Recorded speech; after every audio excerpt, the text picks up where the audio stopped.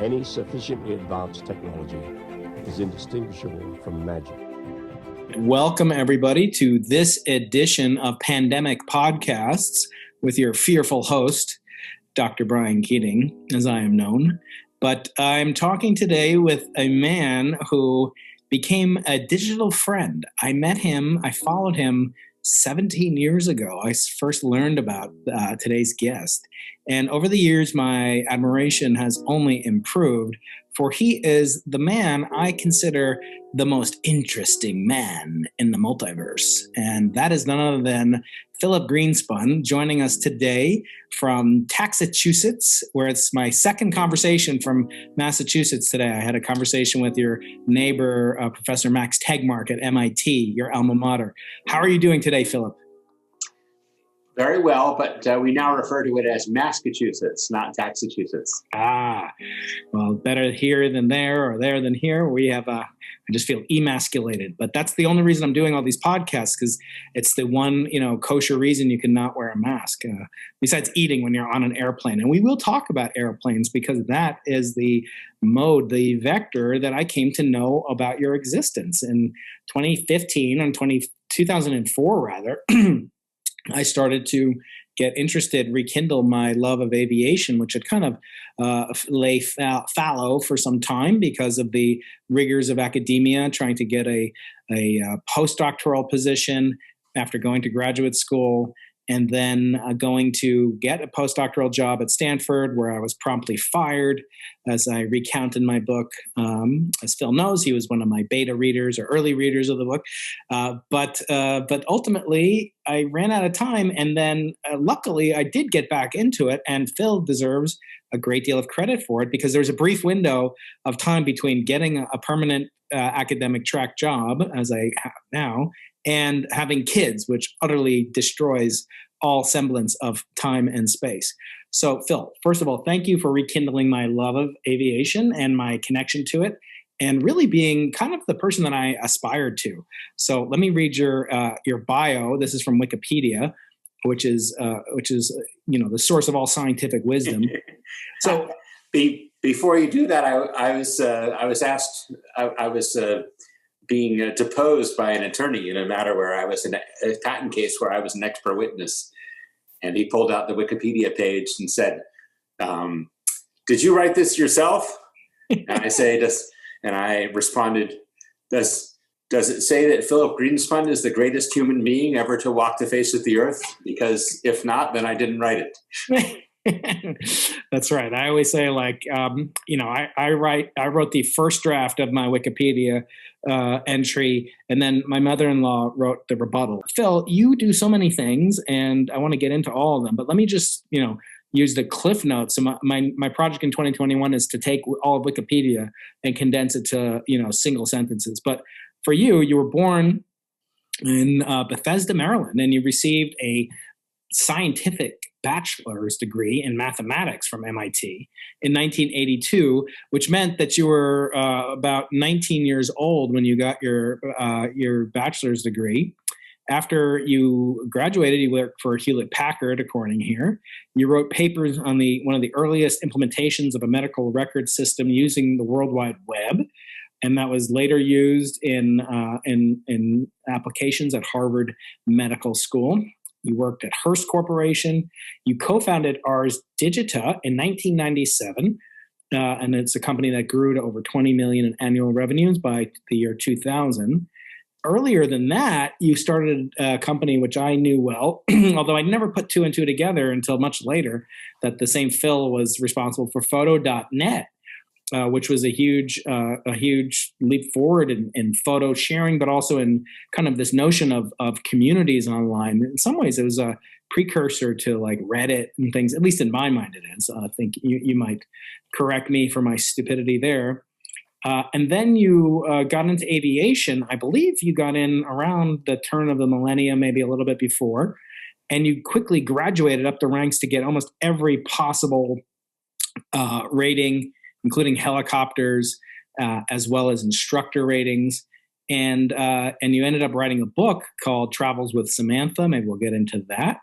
And I also think of you as a teacher. You teach at MIT, you teach courses at MIT and other places. You teach aviation as well. But I want to ask you, Phil, if one of these intelligent aliens comes to Earth, wakes you up in the middle of the night, shakes you, and says, "Who the hell are you?" How do you identify yourself? Well, helicopter instructor is usually my opening line if there's a gathering of people, because computer programmer is usually a conversation ender. But I do like to be known for teaching. So teaching helicopters, although I also teach airplane instrument students and jet pilots, is a better opener because it's more unusual and it doesn't drive people away. There's, I think it was at a talk of yours in New York. A lot of people showed up to hear about physics. And at the end of your talk, I said, if I offered each of these people, the difference between physics and engineering is if we offered these people $100 to stay for an extra 15 minutes and hear a lecture on how their smartphone or television worked, they would flee to every possible exit. I just had on Andy Viterbi, who is a well-known MIT alum as well, co-inventor of CDMA technology. And really before that, I had on Barry Barish, who won the 2017 Nobel Prize for co-detecting gravitational waves from black holes crashing together 1 billion years ago in our distant reach of our galaxy, or maybe another galaxy rather. And both of them talked about how sad it is that so many people use technology invented by engineers and have no idea of the underlying scientific mechanisms by which these things operate, electromagnetic waves, et cetera. And so I think it's interesting. I'd like to get your reaction when you encounter people that have maybe a disdain of things like, if you tell them databases, but they might roll their eyes even more. But kind of, why do you think it is that so many people use this technology but have no inclination, no curiosity, maybe to find out more about the physics or the underlying mathematics of how it actually works? I think the problem is, that engineering is not taught in public schools. Nobody grows up with engineering, except I think James Cameron, the movie director, has started his own school somewhere in the LA area where engineering is used. But people don't understand, how interesting it is to take a problem and come up with, alternative solutions to that problem and finally come up with something that's practical to build. So they just can't appreciate, since they never try to do it, they can't appreciate the activity. When you co-founded ArsDigita, you also started a nonprofit that established a prize, which is, second in prestige only to the Nobel Prize, and that's the ArsDigita Prize. It's an award for young web developers. Is that still going on? It's not still going on. We also did a university. We had a lot of people with strong academic backgrounds at our little software company. We thought, well, look, as long as we've got a bunch of people who, have Ph.D.s in computer science and would be qualified to teach this material. And there's a big shortage right now of software developers, and there's a lot of people who want to get in on this. So we came up with a 1-year post-baccalaureate program where we would teach. We decided we were not going to innovate on the curriculum. We would just teach the standard MIT, Stanford, Carnegie Mellon courses. But we innovated on schedule, so they would learn it one course at a time, a month at a time, and we would innovate on environment. So instead of saying the people who are the most diligent about avoiding distractions do the best, we said everybody's going to come together in a open office type environment, and they just have to show up from 9 to 6 and pay attention. And if they have a question, they can ask the person at the next desk, or if that doesn't work, they can ask a teaching assistant who's roaming around the room. And it was highly effective. We took about 35 people who had, poetry backgrounds and other non-technical backgrounds, and we all got them. We got them all the way through, what a bachelor's in computer science would entail, and they all got jobs. It was really that was probably the best nonprofit activity that I've done.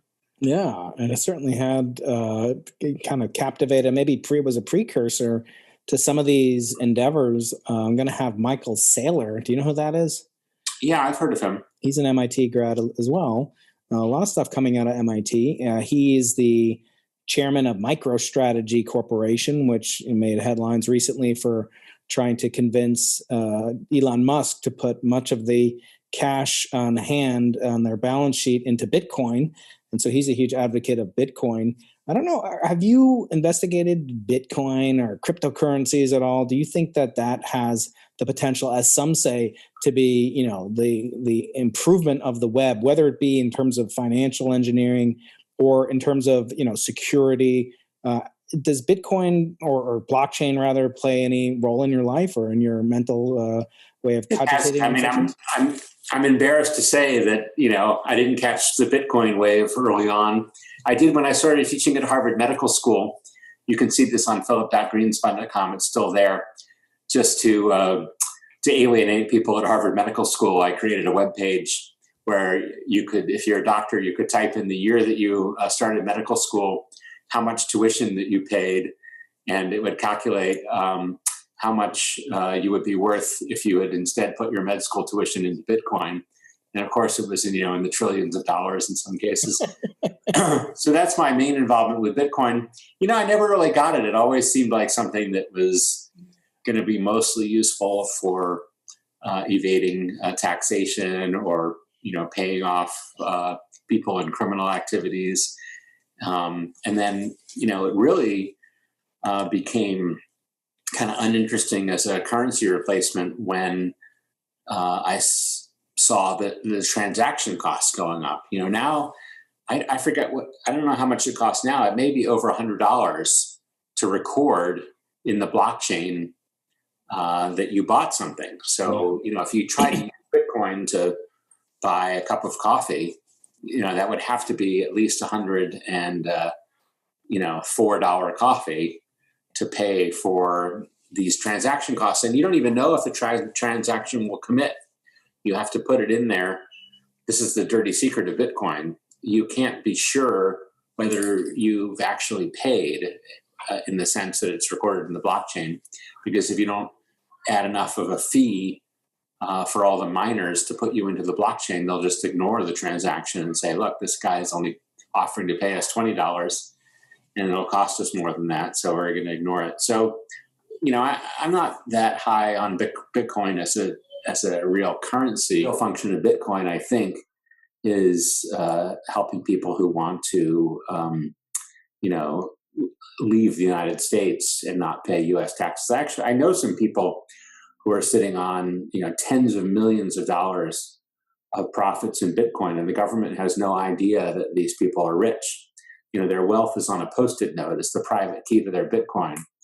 So if you think about it, should they cash out their Bitcoin and tell California, yes, oh, I made all this money, here's your 13%.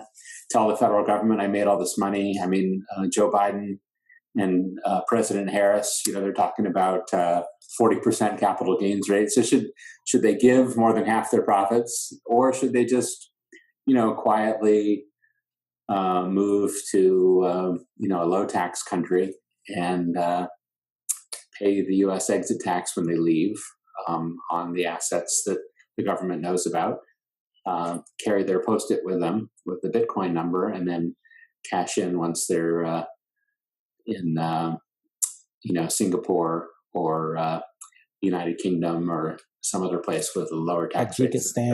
That's my plan, is to retire wealthy on my 10th of a Bitcoin.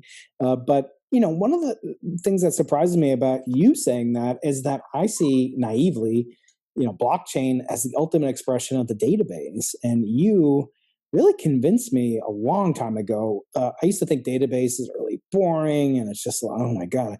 I remember even making a database in 1989 for my computer science course at Case Western in Pascal, which I don't even know if you could like program in Pascal nowadays. There must be some like very high level interpreter of Pascal. But anyway, I did a database for some project, and I remember saying, oh, this is cool. Now I could, use it to keep track of my lemonade stands, profit and loss and inventory. But, then I went on to other things like the high profit world of experimental astrophysics. But but you then later, really convinced me through your work and through discussions that we've had that the database is almost like the most essential aspect of the human life and even the World Wide Web. And that's why I'm surprised to hear you say that about blockchain, because blockchain is kind of like, as I understand it, this open database of every transaction preserved in digital amber, for everybody to see, everybody to validate.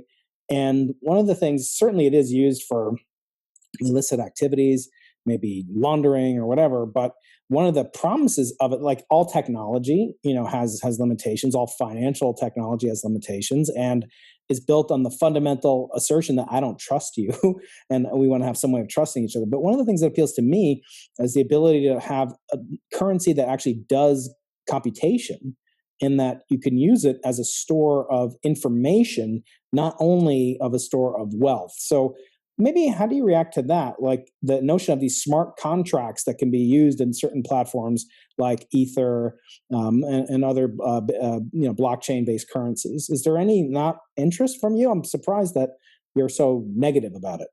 I think it could be interesting, but I mean, Americans already, speaking from a parochial American point of view, for example, if you go over to a lot of European countries and you want to know, who has title to a piece of land, you just go down to the city hall and there's a record.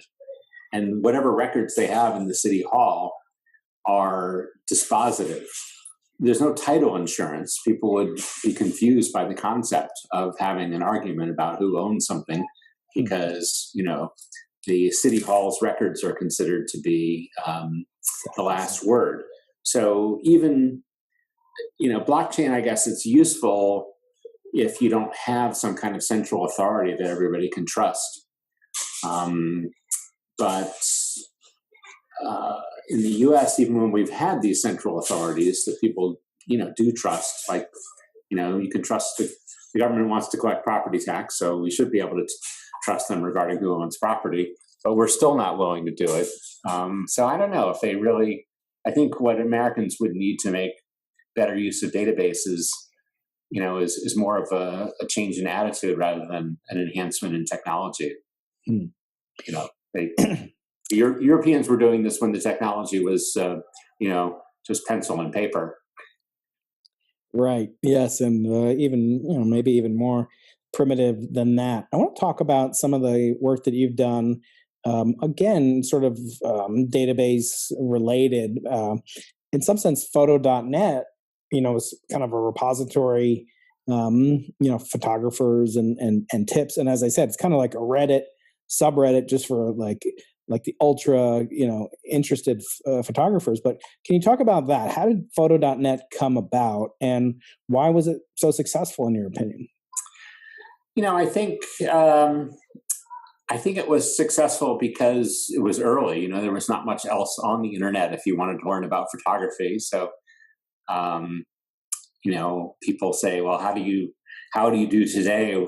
How would one do today what you did in 1993? And the answer is, you can't do it because there's too much competition for people's time, energy, and attention. But photo.net, it started out, I was really passionate about the World Wide Web. And I said, this is going to be everything. Your spreadsheet's going to be in the browser. Your word processor is going to be in the browser. You're going to be working cooperatively with other people through the browser. There's going to be no more desktop applications. I was saying all these things in early 1993 around the hallways of MIT, and everybody told me to shut up. Professor said I was an idiot. In some sense, they were right. I'm still paying for Microsoft Office today, so the desktop application hasn't gone away. But so I took the summer off since nobody wanted to listen to me or fund me, and I drove to Alaska and back, wrote up Travels with Samantha as a series of emails back to all my friends once a week. And then when I got home, I had a slideshow for all my friends. But for my friends who didn't live in Boston, I thought, well, I'll put up a web page with the pictures from the slideshow and the text from these letters I've been sending out. And that yielded all these questions. People kept asking questions about how did you take the picture of those bears? How did you get the sunset picture? What was your exposure time? So I thought, well, I'll just answer their questions by writing a couple tutorials on how to take pictures, and then they won't have to email me anymore. But of course, the more I wrote, the more questions were raised because it's an open-ended topic. Then I built a discussion forum. This is, late 1993, early 1994, I guess. And I said, well, people can post their questions and then I'll answer them, and then people will see the exchange. And of course, that ended up growing into a community where, one reader would ask a question and then another reader would answer it, and I wouldn't have to be involved. So that led to a big, toolkit of software for Photo.net that I was giving away free to anybody else who wanted it and wanted to build a community maybe on a different topic. So a bunch of big companies called me saying we wanted to use this for, internal systems or public-facing websites. And, I hung up probably on the first 5 customers. I said, hey, how many people you got in your IT department? And they would say, 2,000. I'd say, I give you the source code. I give you it's documented. You got 2,000 programmers, and you want, these 6 new features in the software. Why don't you build it yourself? Slam the phone down. But after about 6 of those, I thought, well, maybe there's a business here. They were offering to pay money to add these features to the toolkit. And that was the genesis of ArsDigita, where we did what's now pretty common, support and service at a fee for what is free and open source software.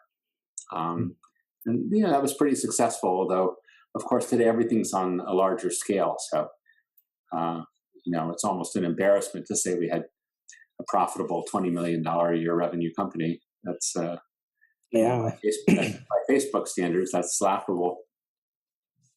But as I said, I think it was, kind of the origin of a lot of these Quora and Reddit, and sort of, it certainly had that DNA as a early precursor to those sites. And that way you were very prescient. I'm just looking now on my Amazon, search history, purchase history. So I purchased Travels with Samantha. The first time I purchased it was April 18th, 2010. So that was 10 years ago. It was written in July 2000. So, or at least the Amazon version that I have is the hard copy is from around then, but it was written in 93. Yeah. I mean, I guess what really distinguished me from my friends who built Amazon.com. I was building database-backed electronic commerce sites that launched right around the same time as Amazon. What was different is that I wanted to teach other people how to do it, whereas the other working software engineers, either didn't have the time or didn't have the interest. So, I think I can take credit for a lot of people came to the conclusion at the same time that the relational database management system would be a great tool for managing the concurrency problem of having, hundreds or thousands of users simultaneously trying to update a database by placing an order or adding a comment or bidding on something in eBay or whatever. But what I did that was different was, I wrote it up as a textbook basically for new programmers, and then created a course at MIT where anybody could learn, and we made all the materials for the MIT course available to other universities.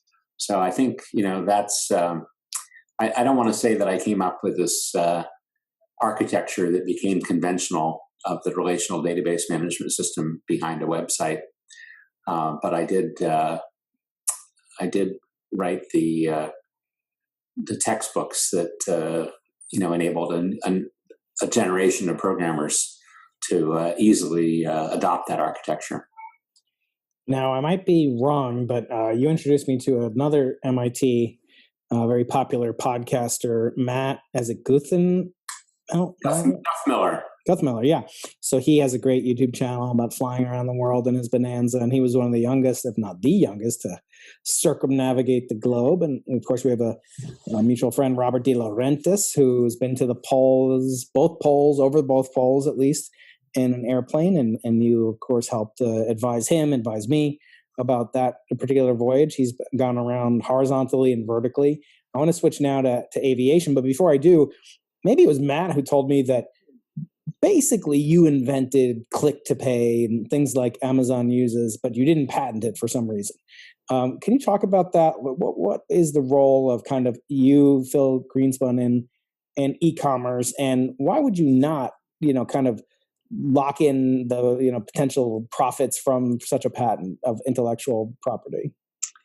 Sure, I can talk about that, but I will say the first time I'd heard about Matt Guthmiller, but I hadn't met him until after he'd done his round the world flight, where he was the youngest person ever to fly around the world, and he did it in a single engine Beechcraft Bonanza, which requires a level of bravery that is impossible to communicate to a society where people are afraid to leave their house now or send their children to school. He launched with extra fuel tanks over the Pacific Ocean for a 16-hour leg, relying on one propeller and one piston engine.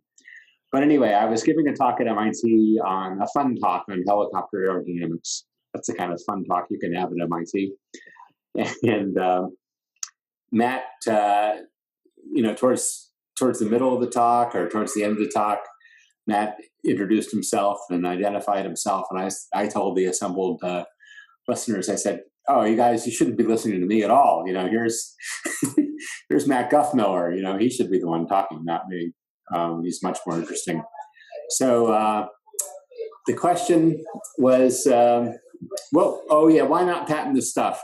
I don't know. I was busy, first of all. So, and also people kept telling me how bad my ideas were. I was working at Hearst Corporation and at MIT Press. I also helped MIT Press build their online site. I think I implemented one-click ordering for MIT Press, and they liked it reasonably well, so they kept running it. Oh, wow. At Hearst, things that we now take for granted and say that's a great idea. At Hearst Corporation, they owned all these newspapers which had classified ads. So I said, look, what about a system where when people place an ad, it also goes into a website database, a centralized, nationwide one. And because people might be buying things from across the country, we'll need a reputation system where if you buy from somebody and you have a good experience, you can rate them. And we should have, since it's on a computer, we can let people either sell it for a fixed price or auction it. There's basically every feature of eBay built right around the same time as eBay in 1995. And I told the Hearst managers, about it. And they said, well, that's a terrible idea. So I said, look, I've already written the software. Do you want to see it? And I would, maybe that could get their attention for 5 minutes to look at it. And they said, it's still a terrible idea. I said, well, can I take the software and run it on my photo.net site so people can buy and sell cameras? I'm like, that's such a bad idea. That software is worthless, and you can do whatever you want with it. So I put it on my photo.net site. So that's probably the main reason. I don't want to say that I was so altruistic. I mean, I kind of was. I was giving away all my software for free. But it wasn't that I thought, I'm giving up the opportunity to become incredibly rich as a patent owner. I asked that of Andy Viterbi, also the co-founder of Qualcomm and inventor of the Viterbi algorithm. And, why didn't they patent it, early on? And, because they had these huge government contracts for, and they also had contracts with like HBO because people were stealing their signals from satellite dishes. And so, part of it was like anti-piracy led to the creation of this tool that improves the bandwidth of cell phone CDMA technology. And he made the point that by the time the patents actually would have started reaping remuneration, that many decades had gone by and they weren't, or they would have expired. And certainly, Amazon, that's not the case, or eBay, if that's the case. But this theme of like because I view you as a person with great conviction and courage, and it's sort of surprising, at least before I knew you, that you didn't have the courage of your convictions, or you weren't like willing to listen and say, look, I think it's a good idea. I don't care what some Hearst magazine dinosaur, newspaper thinks about what my idea is. I'm going to go ahead. I'm going to do it. And yeah, you don't have to do it to make money. You could do it to buy a fleet of airplanes to teach, privileged kids or, but what have you changed in that way? If you do things nowadays, would you be less inclined to listen to what some so-called expert has to say about it? Well, it's not just that. I mean, remember, to patent something and have a legitimate patent, you truly have to be first. And there's just not that much new under the sun. If you'd asked me when I was developing that classified ad system, has anyone else ever built this? I would have said, no, this is, it was my idea. Nobody else has built it. I had the idea because I was working at Hearst, which had a big classified ad business to begin with. But, unbeknownst to me, eBay was developing at roughly the same time. So, and probably there was somebody even before eBay, that I don't know about. So I'm not convinced that I was, I was definitely an early person in this area. But even catalog shopping, all the stuff that's on the web today was done with modems by Peapod, the grocery delivery company. They were doing, catalog shopping e-commerce, which some people did eventually manage to patent. Mm-hmm. But I don't think the patents, some of them were ultimately invalidated, and probably most of them that were really just on that concept should have been invalidated, because the fact that it was on the web wasn't materially different from having it in a DOS application, modeming into your local grocery store. Right. So looking at philip.greenspun.com, I am, of course, familiar with many of your activities. There are 4 super categories: aviation, photography, travel, and teaching. We talked a little bit about teaching. I talked a little bit about travel and photography. Let's talk about aviation. I remember hearing from John and Martha King, San Diego heroes, about a very simple definition of why people should become pilots. And their statement was that once you learn to fly, once you even do your first solo, where you're alone in an airplane for the first time, that your identity is forever changed, that you are now a pilot. And we're not all Chuck Yeager, despite the way we might want to talk to air traffic control. But what is it about aviation that transfixes you personally? What drew you to it, and what continues to keep you held under its gravitational force as opposed to lift, thrust, and drag? Well, I'm definitely not Chuck Yeager, because my most memorable conversation with air traffic control was with New York Approach, where I got in between them vectoring Airbuses out to Europe. I got them to call my mom in Maryland to tell her that I was encountering headwinds and was going to be half an hour late to land at the Gaithersburg, Maryland airport. Simpler times. So yes, that's the difference between me and Chuck Yeager. But what my perspective is a little different than the King's. I fell in love with aviation because I like being up in the air, looking at the earth from above. So that was the thing that drew me in the first place. But what I think is great about aviation is it's a combination of physical skills, intellectual skills, planning ahead, and emotional skills. Because if you're not afraid when you're up in the air, then you're probably, somehow defective. You should be afraid when you're up in the sky. It's not a natural thing for an animal other than a bird. So the question is, can you behave rationally even when you are afraid? And for most people, the answer is no. Actually, corona panic is a perfect example of that.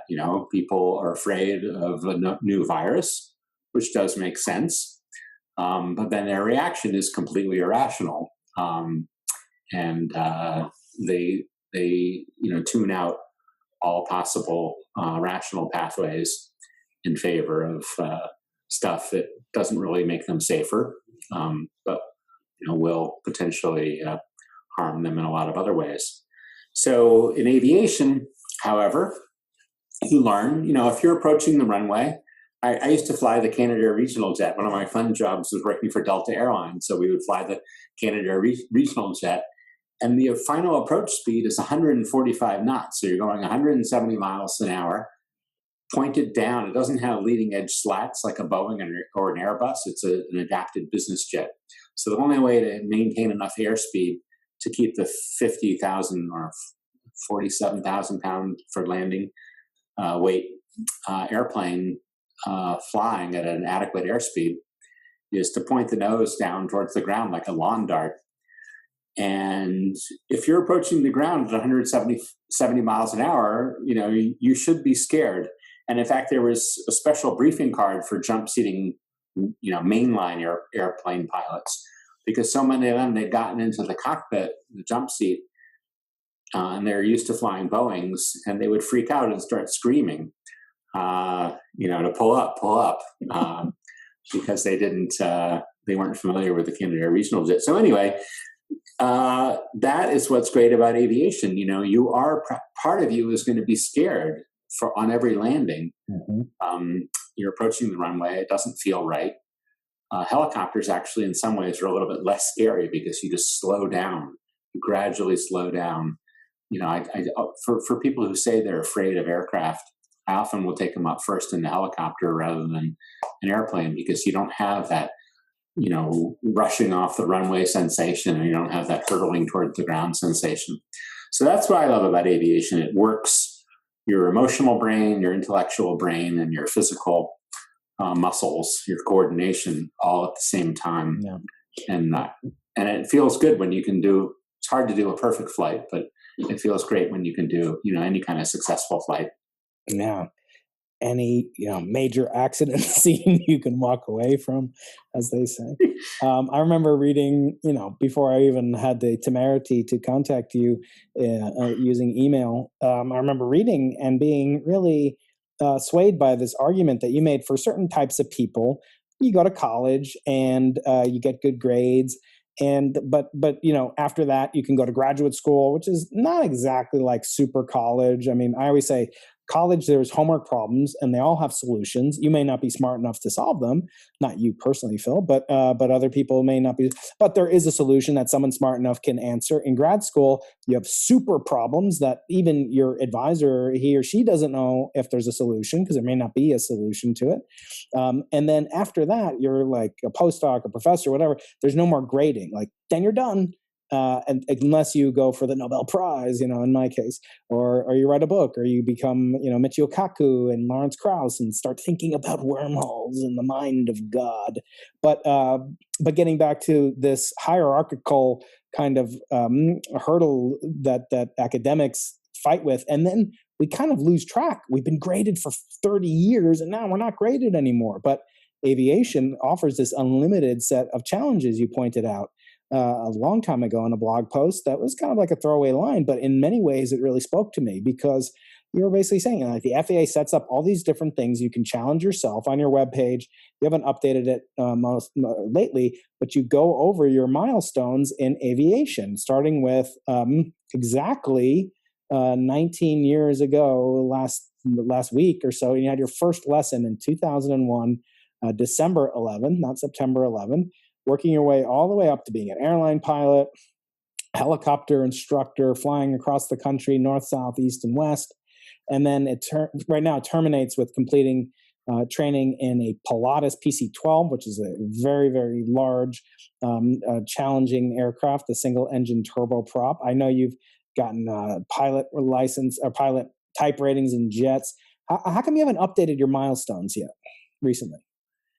Well, that's a good point. I don't have that many left. There's multi-engine seaplane, which I should get. There's a good instructor down in Alabama with a Grumman widget. It would be fun. But But now I'm just enjoying it. We did a trip. A friend of mine recently wanted to be dropped off in Bend, Oregon. Yes. I think he'd flown commercial a couple times recently, and there'd been some sort of mask altercation either in an airport or on one leg, not involving him, but it was still unpleasant enough that he's like, I just want to be dropped off in Bend, Oregon. So, he loaded the whole family into the back of the Pilatus, his family and ours, dropped off some people in Chicago, went to Mount Rushmore in South Dakota, went to Bend, just took the family back via San Francisco, Las Vegas, Mammoth Cave in Bowling Green, Kentucky, and the Corvette Museum. Stopped to see the grandparents in outside their retirement home in Bethesda, Maryland, and back to Boston. So it was an 11-day trip, and it felt great to have gotten the family through this whole thing, to have picked days and times when they could be flown and they wouldn't be subjected to getting bumped around, even though we crossed over the mountains. So to me, those are still good milestones. I guess I should put in that I landed on the space shuttle runway back in January. Oh, wow. In an aviation group, and we were invited by some astronauts who are part of the same group to come visit them. So we landed on the shuttle runway. That was a lot of fun down in Cape Canaveral. Very good. Yeah, I had on Jessica Meir. I interviewed her at the beginning of January 2020 while she was on the space station. That was a surprisingly not very long distance call because she was floating overhead about 200 miles up. And then I interviewed one of her colleagues, Nicole Stott, who flew on the shuttle twice. And they spoke about flying, in some ways, well, Nicole did at least, that she was never scared for herself, but she was scared like what would happen for her kids, like the trauma if something were to happen to her, as if they lost 2% of all shuttles in flight or something like that, 2% compared to the number of flights, 2 flights ended in complete loss of crew and vehicle. But she worried about that, and I wonder, do you ever experience this kind of you talked about you should be scared a little bit, but before you fly or consequences of flying, I mean that's a question I have get often. And it's the cliche, what do you do when the engine quits? I mean, even in a helicopter you have to deal with that. So do you deal with fear at all, or have you so many hours, so much experience that you've become an old pilot and are no longer a bold pilot? I do, especially helicopter instruction. There's mistakes that students can make that are pretty challenging for the instructor to fix. It's not like an airplane where if you have altitude and a little bit of airspeed, you're basically can recover from almost any situation. The helicopter, if you're doing practice auto rotations, almost all the accidents happen where people are preparing for real world emergencies that may never arise. Like so you use the throttle to roll the engine off to show people, well, look, this is how dangerous an engine failure could be. I've created this really dangerous situation. You have to do it because it's part of the training to know how to auto rotate and land the helicopter without an engine. But so I do worry. I try to cut my risk, even though I have an airline transport pilot certificate, the same as a United Airlines captain. I really try if I can arrange my schedule so that the flight is something that would be doable by a student pilot, then I arrange it that way. So I say, look, I'm going to go to the big airport with the long runway. I'm going to go in daylight hours if I can. I'm going to go in visual weather conditions. If that's at all reasonable. I'm going to avoid icing conditions and super high, crosswinds and all that other stuff. So I just try to set it up so that I never need to use my higher level of skill. Especially, I heard a Blue Angel pilot once say, people say, wow, you fly for the Blue Angels, you must have really good hand-eye coordination. He's like, no, I use my training to avoid needing to have good hand-eye coordination. So that's exactly my philosophy. So I recognize it as a risk, and statistically, it is a higher risk, for example, than COVID. I'm constantly being cautioned by every conversation now that I have with people, like, stay safe, stay healthy. They're always telling me this. I'm like, it wouldn't be a good social convention to say, look, I'm a helicopter instructor. And now that all forms of competing recreation have been outlawed by the governor, our flight school is actually pretty busy. So COVID is not my, COVID's a risk, but it's not my biggest risk.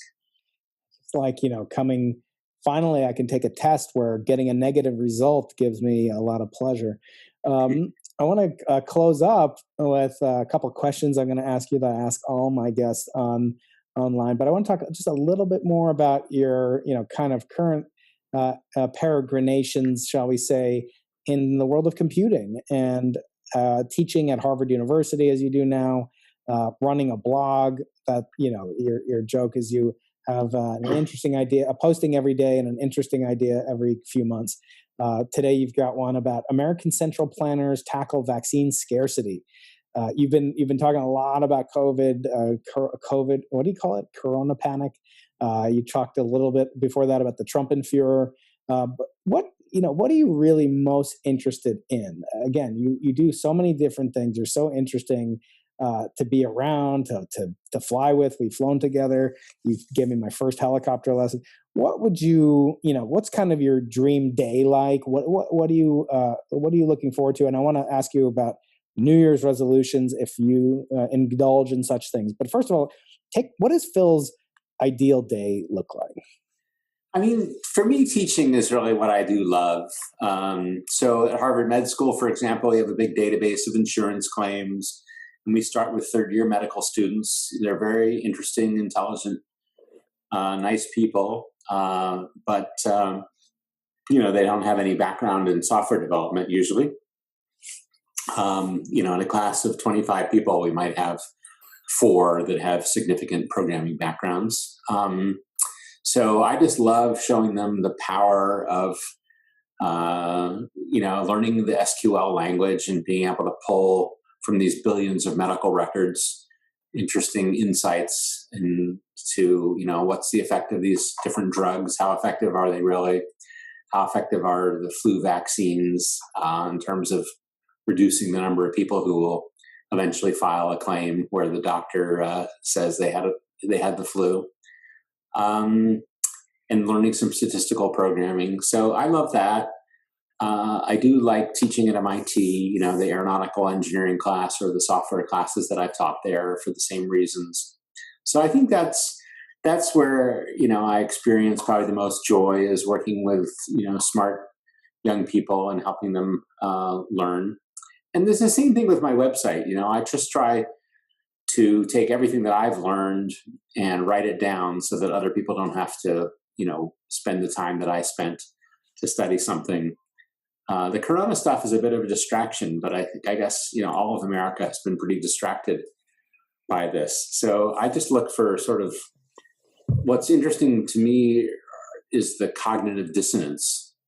So, for example, the post from today that you mentioned, people are saying we need a bigger government. If we had a bigger government, all of our problems will be solved. The government will do the stuff really well. But at the same time, they're saying, look, these state health departments in all 50 states are doing, terrible jobs at distributing the coronavirus vaccine. They're just going to let it expire in a refrigerator because they can't figure out, how to get it into people's arms, which, you can go to the smallest village anywhere on planet Earth and you can buy a Coca-Cola. So obviously the market has a way of distributing stuff. I guess most of my ideas in computing that would really help people are a little bit too big. They involve, starting a company, working 100 hours a week. And I just don't know I have kids. I don't know if it's fair to them for me to go back to that. But like one of my ideas is people know how to use their phones and they're pretty good at that. At the same time, people are terrible at using their desktop and laptop computers. I think, physics professors might be an exception. But for the average person, it's very burdensome for them to have to learn the Macintosh operating system or Windows when they already have a device that they know how to use. So that's one of my pet ideas is you should be able to have some kind of machine on your desktop where you plug your phone into the machine and it gives you the illusion that you're still using your phone. So you have all your computing services available, but the interfaces, the software, this looks the same as if you were still on your phone. And but again, that's the kind of thing that a Facebook or a Google could do pretty easily. They've just chosen not to. Do you think that we have suffered because of, kind of the proliferation of software? I compare software to like theoretical physics, where there's, literally, 200 different ideas for theories of everything, or wormholes, or time warps and stuff. But there's like 5 experiments that, there's one, major large hadron collider, right? So there's no like proliferation of experiments of everything. It's all theory. And I make this comparison that like theory is cheaper because you don't need as much to do it. You don't even need a computer to do it. I mean, most of the best, work that you might know from Einstein was not done using LaTeX or, obviously some fancy word processor. So it was pencil and paper. And, we've gotten a lot, but I wonder, is the kind of exponential, proliferation of code, like 13 terabytes, what was it like yesterday? It was 10 terabytes or whatever. Data is getting produced so massively, and I wonder, is there any hardware? Like, are we lacking hardware? Like the phone you just showed, I make the point, at Stanford you can name like 10 apps or software companies, Google being one of them, YouTube. It came out of Stanford directly in some sense, but name a cell phone that came out of it. Now MIT is different because it has a very forward looking kind of practical application. We saw the Boston Dynamics robots, flipping around dancing to "Do You Love Me?" But the question is, what about this proliferate? Is humanity developing so much code and so much data and not enough hardware to take advantage of it? I mean, the hardware is a little bit stalled right now, right? I've got a 4-year-old PC, I think, and I'm not motivated to upgrade it because the new ones really aren't any better. I think the biggest problem in computing right now is that you don't have learning built into the software as a default. So, for example, you can upload your pictures to your desktop computer every day. And, maybe you always pick up certain pictures and move them into folders with the conventional naming scheme that you like, how you want to organize your photos. The computer will never learn. It'll never learn, hey, this is how Brian likes to organize his photos. I'll just, ask, is this what you'd like me to do with these new pictures? So sometimes, if everybody wants to do things a certain way, they'll explicitly build that into the operating system, but the operating system can't learn from you. It's starting to. I mean, when I get in my car now, I have a Tesla, and it'll drop the kids off at the local prison. No, I mean at their school. Whatever. So it's learning certain things, and my iPhone, will know it's a holiday, tomorrow, so it'll let me sleep in, past the crack of noon when I normally get up. Yeah. But look how bad autocorrect is. Autocorrect is really something that should learn, and it never seems to do very well. So that, I think, shows you the limits of learning. You admitted to being a Microsoft, Word user, so you still have a paperclip, presumably, asking you what to do. yeah. Or I'm talking more about like autocorrect typing on the iPhone, for example. So I think that's to me is the limitation, is that software isn't built from day one with the idea that it's going to gradually learn and be trainable. Because if you rely on human programmers to sort of put in every possible situation with if statements, it's never going to work. The world is too big and complicated a place. And you'll get disinformation, and like I was talking today with Max Tegmark. Imagine if Galileo puts up he's living in today's era, or Twitter exists in 1632, and the Earth goes around the sun, and then like this information is this claim is disputed by the Catholic Church, and it's really true. If you go to your iPhone and you say, I want to know what the time is in Jerusalem, Israel. And you go there, Jerusalem is the only city on earth that's not in the country. that's an active decision. Like somebody made the decision not to have that as an active choice. And, so in some ways, maybe it'd be better, maybe it'd be worse. The same professor at MIT, Max Tegmark, was talking about AI, artificial intelligence, really going to the next level when it can write its own code.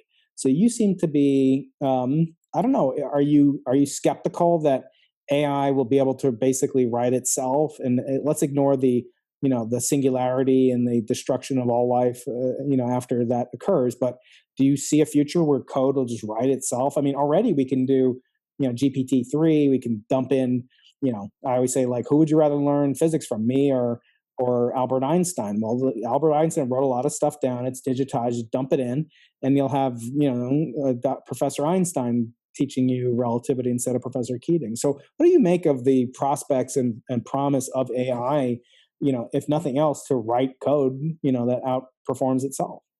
Well, I mean, that's part of what I was talking about, right? If the machine is trainable, then either it's written some new code to reflect that training, or it's got some new data to reflect that training. So I think I'm agreeing. I'm agreeing with Professor Tegmark. However, AI it's an industry with a long history of overpromising. When it started, they said, "Look, it's a 20-year problem. Give us all this money, and we'll give you an AI in 20 years." And when that didn't work, they said, "Look, it's a 50-year problem." And it's still, there's all these people. Mostly, they don't have kids. That say, the singularity is near. Most humans won't have jobs. And I say, look,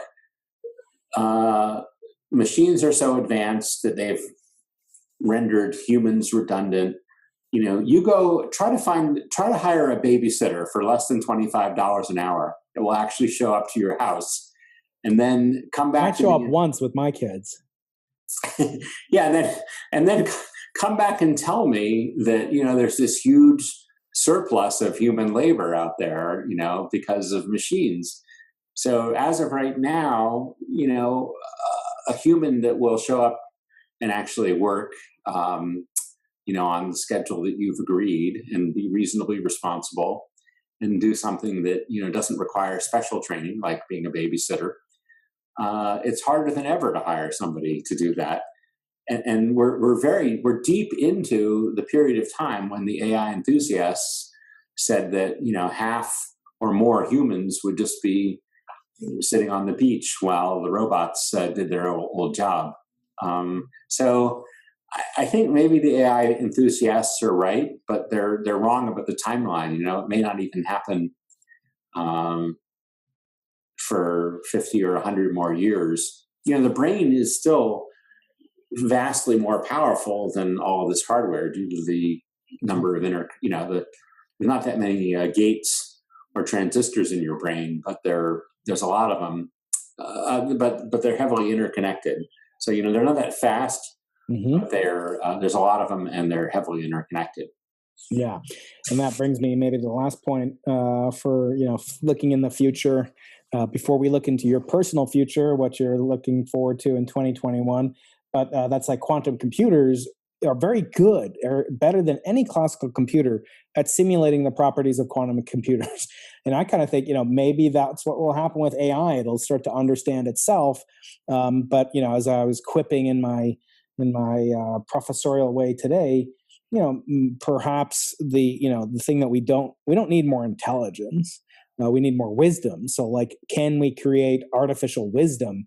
Because that's what I would really care about. So Max Tegmark, again, I would love to, be the matchmaker, matching you guys together in 2021. But he has this new feature, this new web project called improvethenews.org. And it's all about like synthesizing. The notion is that there's this Overton window of what's acceptable to someone on the left and acceptable to someone on the right. And they used to overlap, and now they don't. And so he has this feature where it's a news aggregator, and you can basically crank it all the way left, for Noam Chomsky, fellow MIT professor who I had on my show this year. You can crank it all the way to the right, Ben Shapiro, who I had on my show this year. And the question is, do you get something in the middle? Like, how does your cortisol level react when now you can control? I'm getting Fox News versus MSNBC or and New York Times. So that's a fun project, and it's kind of like simulating, or maybe to expose the biases. I felt like he should have rolled it out in science first to show, just for scientific consensus, how tenuous it is. We're often told, listen to the scientist. And like, I don't know a scientist who just like listens to scientists. Do you? I mean, like, I fight with scientists. That's part of what science is. It's supposed to be argumentative and adversarial. And to say, oh, just listen to them. I'm fine listening to you if you're an expert, in quantum computing, but that doesn't mean you're going to be an expert in epidemiology. But nowadays we're all epidemiologists, right? I think the wisest thing about the media, so I know a Russian immigrant here in Massachusetts, and regarding our neighbors who, listen to NPR and read the New York Times, she says that the difference between growing up in Russia and the people here is in the Soviet times, we didn't believe the propaganda. Right. Well, the actual they had two newspapers. One was called News, and I forget how you say that in Russian. You can ask. Bethesda. It was Bethesda, and then the other one was called Pravda, which means truth. And they used to joke, "There's no truth in the news, and there's no news in the truth." And they would say things like, in Russia, the future. The future is always known, but the past is always changing. And I worry about us in these perilous times. But I want to close on a note of optimism, maybe looking forward to the future. As you know, January is named after the Roman god Janus, that looks forwards and backwards at both times. What are you looking forward to in 2021? Maybe resolutions that you've made. I made a resolution to drop 5 pounds, which I did this year. I dropped 5 pounds from my double chin to my stomach. But what I'd like to do is to actually keep it off. Do you have any New Year's resolutions, and what are you looking forward to in 2021? That's a good question. Well, my last New Year's resolutions crashed and burned, which was to travel more. I said, look, this is what I really love, is traveling and seeing more new parts of the world. So I signed up. I accepted invitations from all my friends around the world, people that I had met. I was going to go to the Glyndebourne Opera in 2020 with this lady. She was in the James Bond movie On Her Majesty's Secret Service way back in the 60s. And I had the plans to go to the stands, Uzbekistan and Turkmenistan, et cetera, with the MIT travel, alumni travel, which I think has now been disbanded and shut down. I was going to go with you to Chile. That's right. That will happen, I'm sure. So we'll catch the next eclipse down there someday. I don't know. My concerns are kind of parochial. Actually, I'm kind of looking for something for our kids. It would be interesting. Maybe we'll have to start a school. So what we would like for our kids is a school where they have reasonably strong academics, a couple hours of physical activity every day, which schools have really cut down on, and no political indoctrination. So at least here in Massachusetts, the schools have become these centers where they spend a lot of time trying to educate the kids about, Black Lives Matter, diversity and inclusion, which is absurd because these are in these suburbs where people have paid, multiple times the cost in order to get away from diversity. So it'd be nice to have a school that is concentrated on the academic mission rather than on this political mission. It's not that I'm worried that our kids will be indoctrinated. It's just that now that the schools have this political mission, they've forgotten about academics. They're like, well, as long as we can teach them diversity and inclusion and about, all the elements of the rainbow flag, it doesn't matter whether they, learn to read and write. Most enterprises are only good at one thing, if that. So now that the school is a political environment instead of an academic one, the academics are truly terrible. So anyway, that would be the kind of thing that would be interesting. The schools that exist that have a lot of physical activity are mostly like these professional sports academies. So they're great if you want your kid to become a professional tennis player. But if you don't need 5 hours a day of activity and training, and or your kid is just not that coordinated, there's nothing left. So that's one goal, which is a pretty boring one. Maybe I should get that multi-engine seaplane rating. So I don't know. I don't have a great New Year's resolution. Yes, and it would be good to get. I definitely. It's not good having more chins than the Shanghai phone book. Oh God! Oh, on that one, that was an old one. That's a Weird Al Yankovic reference, ladies and gentlemen. Okay, last couple of questions I want to ask you. If you've ever seen the movie 2001: A Space Odyssey, you will surely recognize. What's that? I didn't understand the last half hour. That's okay. You have to. This is just going to refer to the first 42 seconds.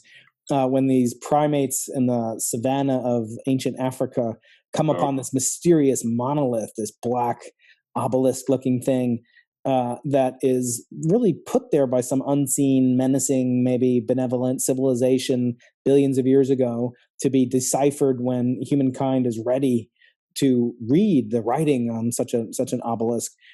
MIT alum Richard Feynman kind of described what he would want to put on such an object, a billion-year time capsule. And he called it, he said, if in some cataclysm all scientific knowledge were to be destroyed and one sentence passed on to the next generation of creatures, which statement would contain the most information in the fewest words? I won't tell you what he said, but I want to know, what would you put on a billion-year long-lasting time capsule? Ooh. Probably Maxwell's equations.